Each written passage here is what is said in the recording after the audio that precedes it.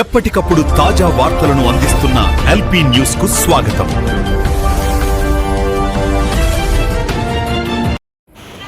కొందరు మా అన్నయ్య చావుని కూడా వాళ్ళ ప్రయోజనాలకు అప్పుడు ప్రచారం చేస్తూ మాకు చాలా బాధను కలిగిస్తున్నారు.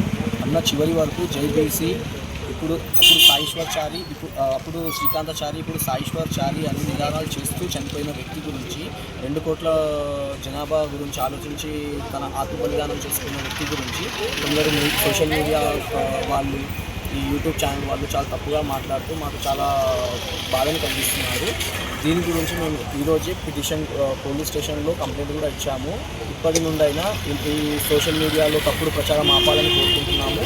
ఇలానే ఇంకా ఏమైనా వీడియోస్ ఇంకా ఏమైనా మాట్లాడితే మా ఫ్యామిలీ గురించి తప్పుగా ఏమైనా మాట్లాడినా, మా అన్నయ్య చావుని వాళ్ళ స్వార్థానికి వాళ్ళు తప్పుగా మాట్లాడినా వాళ్ళని చట్టపరంగా నేను వాళ్ళ మీద ఇంకా చేస్తామని చెప్తున్నాను.